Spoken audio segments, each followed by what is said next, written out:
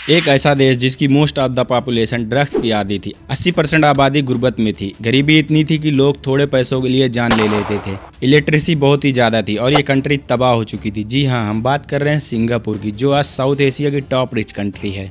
आइए जानते हैं कैसे सिंगापुर एक स्लम से इतना अमीर और नो करप्शन कंट्री बन गया।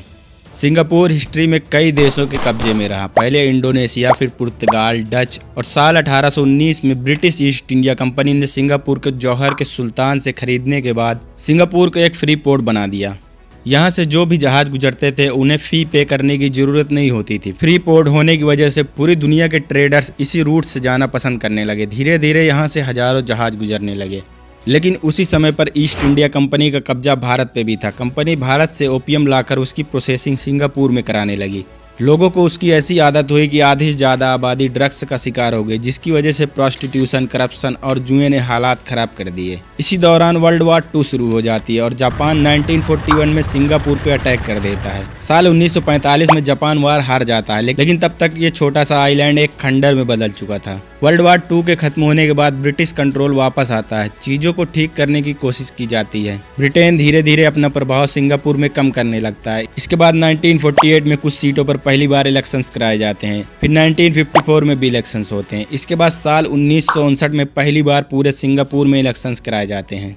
एक बहुत ही यंग लीडर इलेक्शन जीतते, जिनका नाम ली कुआन यू होता है। इनका नाम आप आगे भी सुनेंगे, तो इनका नाम याद रखिएगा। वो सिंगापुर के पहले प्राइम मिनिस्टर बनते हैं और सिंगापुर की तकदीर बदल देते हैं। ली को सिंगापुर का फाउंडिंग फादर भी कहा जाता है। प्राइम मिनिस्टर बनने के बाद वो सिंगापुर को 1963 में मलेशिया में मर्ज कर देते हैं। लेकिन 1965 में सिंगापुर खुद को मलेशिया से अलग कर एक इंडिपेंडेंट कंट्री बनता है, जिसका नाम रखा जाता है द रिपब्लिक ऑफ सिंगापुर। ली एक तबाह कंट्री को एशिया की रिचेस्ट कंट्री बनाने का काम शुरू करते हैं। सबसे पहले ली की गवर्नमेंट ने सोशल अनरेस्ट को खत्म करने के लिए फ्री स्पीच को बैन किया।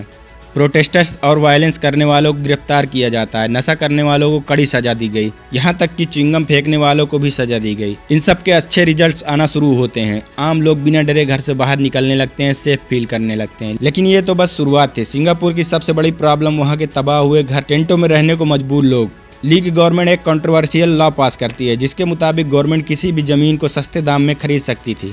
फिर उन ज़मीनों पर घर बनाए गए, जिसको खरीदने के लिए एक स्कीम लाई गई।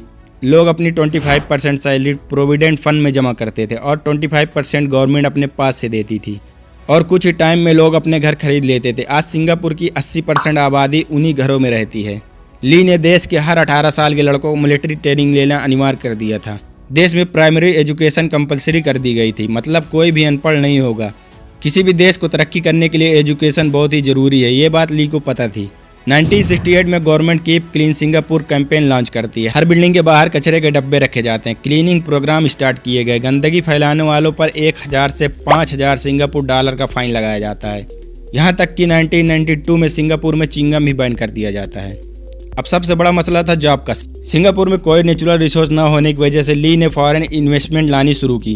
गवर्नमेंट ने ऐलान किया कि बाहर से आने वाली कंपनियों को 10 साल तक टैक्स नहीं देने होंगे। इसकी वजह से सिंगापुर में दुनिया की बड़ी बड़ी कंपनियां आने लगीं। कंपनियों में काम करने वाले लोग धीरे धीरे ट्रेन हो गए और वो बहुत मेहनत करने लगे। सिर्फ 10 से 12 साल में अनएम्प्लॉयमेंट रेट 0 हो गई। गवर्नमेंट जॉब करने वालों की सैलरी 100% बढ़ा दी गई। करप्शन करने पर फांसी तक की सजा दी गई।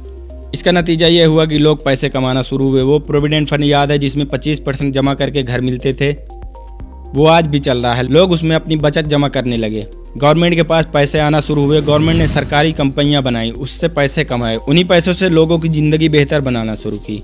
जो लोग सड़कों पर रेडिया लगाते थे उनके लिए नए मार्केट्स बनाए गए। देश की हर नदी को साफ किया गया। लोगों को 3 type of health card provide कराए गए। आज सिंगापुर की 75% आबादी इसी हेल्थ कार्ड से अपना इलाज करवाती है।